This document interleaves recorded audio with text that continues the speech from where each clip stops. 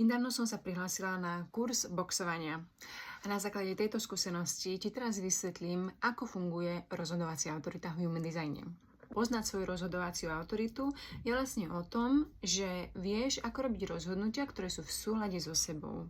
Aby sa ti nestalo to, čo sa nedávno stalo aj mne s boxom. A keď už poznám Human Design dlhšiu dobu, tak ja verím stále tomu, že Human Design je vlastne o experimentovaní. Aj keď niekedy nejdeš ten Human Design na 100%, pretože tam je kopec vecí, čo sa dá aplikovať do života, tak sa vôbec nič nedeje, pretože experimentuješ, skúšaš, čo ti funguje a čo ti nefunguje. Ja som videla jeden leták o boxe v obchode a veľmi som chcela ísť na boxing už niekoľko rokov. Mám dokonca aj rukavice, ktoré nikdy neuzreli svetlo sveta. A keď som videla ten leták, ja hovorím, no, tak tam musím ísť. Jediný háčik bol v tom, že to je večer. A povedzme si na rovinu, ja večer chodiť von v zime, keď prší tu, tak to som teda nechcem.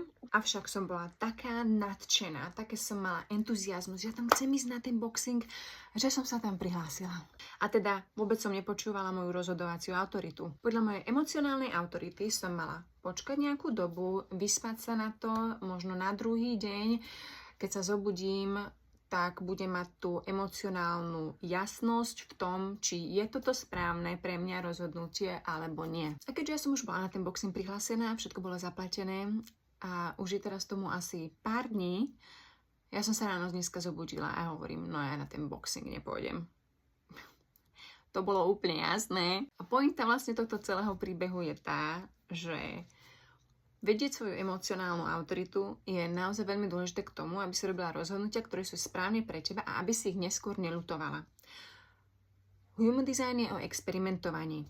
To, že raz sa rozhodneš podľa tvojej emocionálnej autority a druhýkrát nie, to vôbec nevadí, pretože experimentuješ, zisťuješ, čo ti funguje a čo ti nefunguje a tým, že niekedy sa možno nerozhodneš podľa tvojej emocionálnej autority, tak ťa to môže, alebo teda podľa tvojej rozhodovacej autority, tak ťa to vlastne môže utvrdiť v tom, že aha, tak mala som počkať podľa tej mojej emocionálnej autority, mala som počkať, nemusela som z toho hneď buknúť, mohla som vydržať do rána. Na budúce viem. Ak by si chcela vedieť viac tipov o tom, ako používať tvoj Human Design v každodennom živote, aby si žila svoj život v ľahkosti a radosti, tak sleduj môj profil.